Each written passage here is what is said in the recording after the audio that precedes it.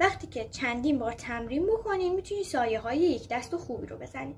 یکی از دلایلی که امکان داره توی سایه‌تون، یعنی سایه‌تون یک دست نباشه و به صورت خراش ایجاد بشه، اینه که زیر دستیتون مناسب نیست. من اوایل کار از یک تخت شاستی کارتونی استفاده میکردم. این جلدش چوبی نبود، کارتونی بود. روش یه دونه ورق آچار میذاشتم و تمرین میکردم. همیشه سایه ها هیچ وقت لطیف نمیشد، همیشه به صورت خط و تیکه تیکه میشد سایه ها، به خاطر زیر دستی این بود که بالا و پایین داشت.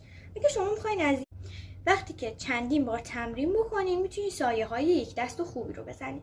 یکی از دلایلی که امکان داره توی سایه‌تون، یعنی سایه‌تون یک دست نباشه و به صورت خراش ایجاد بشه، اینه که زیر دستیتون مناسب نیست. من اوایل کار از یک تخت شاستی کارتونی استفاده میکردم. این جلدش چوبی نبود، کارتونی بود. روش یه دونه ورق آچار میذاشتم و تمرین میکردم. همیشه سایه ها هیچ وقت لطیف نمیشد، همیشه به صورت خط و تیکه تیکه میشد سایه ها، به خاطر زیر دستی این بود که بالا و پایین داشت.